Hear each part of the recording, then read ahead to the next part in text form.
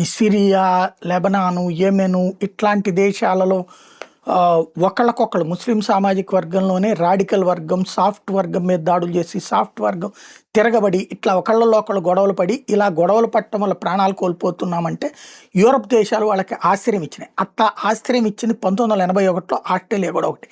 77,000 మంది ఆ రోజుల్లో అక్కడికి వెళ్ళి సెటిల్ అయ్యారు. ఇప్పుడు వాళ్ళ సంఖ్య వచ్చేటప్పుడు 2021కి 8,13,000 అయింది. ఇప్పుడు వచ్చేటప్పుడు 10 లక్షలు దాటారు.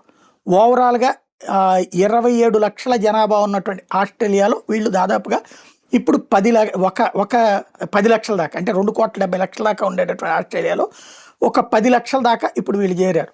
వీళ్ళు సంఖ్య పెరిగింది. అయితే ఓవరాల్గా లెక్క చూసుకున్నప్పుడు అతి తక్కువ షేరే.